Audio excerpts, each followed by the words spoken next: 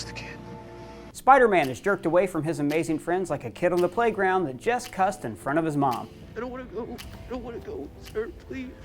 Did Disney get greedy? Or did Sony? Is there any way these two sides can work it out so Spider-Man can finally meet Wolverine? I'm pretty sure he was talking to you, bub. We're going to tell you exactly what's happening and how Marvel can eventually get back the full rights to Spider-Man without spending any money. This is Screen Crush. Hey everyone, I'm Ryan Airy. So, how do we get here?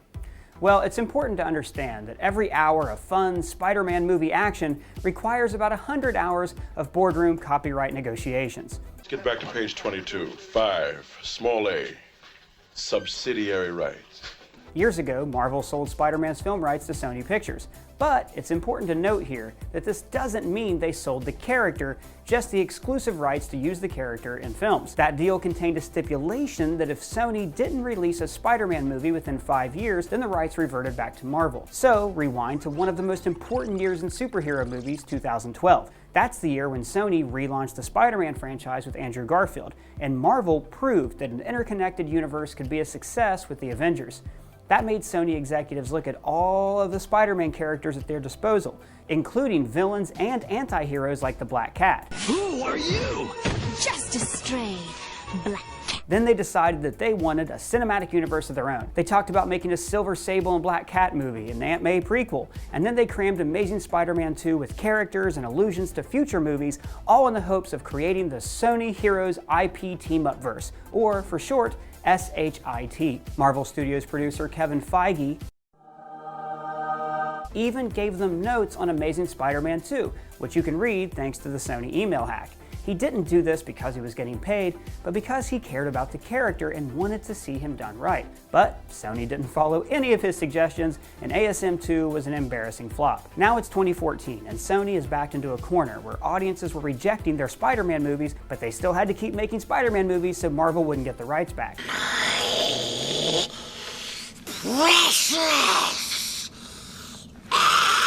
So they struck a deal with Marvel Studios to share the character for 5 movies. Spider-Man would appear in 3 MCU films, and Marvel would get to keep all the grosses from those movies. And Sony would keep all of the money from the solo films except for 5% of the profits earned on the movie's first day in theaters. As a bonus, they could also use other Marvel characters without paying a license fee. Also, Kevin Feige would co-produce the 2 Spider-Man solo films, which were under Sony's creative control. Now, even though Sony had creative control, Marvel Studios was the main creative force behind these films. The tone of the Spider-Man movies fits in perfectly with the rest of the MCU, and they're integrated seamlessly into the overall story. So, even though Sony producer Amy Pascal hired John Watts and the 2 of them cast Tom Holland, most of the story was developed by Marvel. The deal was great for Marvel and Marvel fans. Spider-Man gets to meet Captain America. You got hard, kid. Where you from? Queens? Brooklyn. He gets to go to space. Please don't put your eggs in me! But for Sony, it just gave them time to regroup.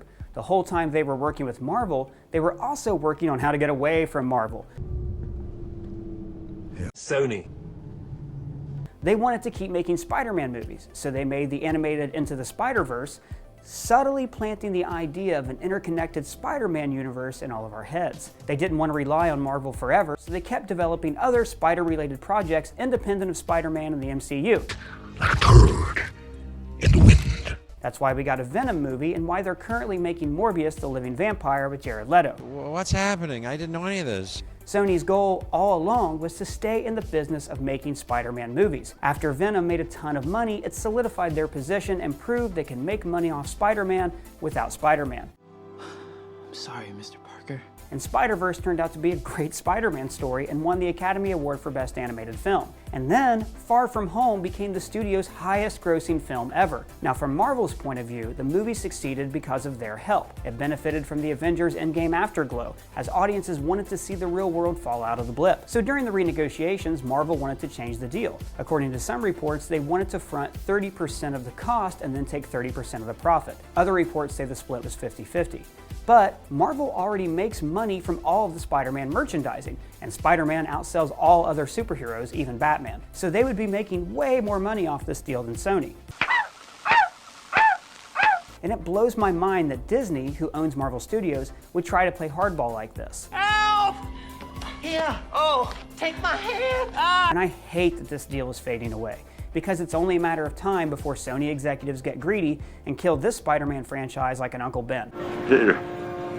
The head of Sony Pictures is a guy named Tom Rothman. Back in 2007, Moriarty from Ain't It Cool News wrote a scathing open letter to Rothman, accusing him of strip mining the Alien franchise and running the X-Men into the ground because he didn't believe the franchise could last for several years. If you believe everything you hear, Rothman isn't the kind of guy to put character ahead of profits. Director John Watts isn't even signed on for the next Spider-Man film yet, but why not? This should be a no-brainer for Sony. I think it's because now Watts is a more in-demand director, and I'm guessing he's asking for more money. This sounds eerily like the early 2000s when Bryan Singer scored a huge critical and commercial hit with X-Men 2. But Rothman, who was then at 20th Century Fox, delayed signing him on for a sequel because Singer wanted a substantial raise. But eventually, Singer left the X-Men in the hands of B-level director Brett Ratner, and X-Men 3 nearly killed that franchise off for good. I know all of us want to see Spider-Man at home in the MCU, but that's not what Sony executives want. They want to make as much money as they can. That's their job. Why would you lose your job so Spider-Man could arm wrestle with the Thing in a movie? So, is Sony just going to keep rebooting Spider-Man franchises forever, or is there another way?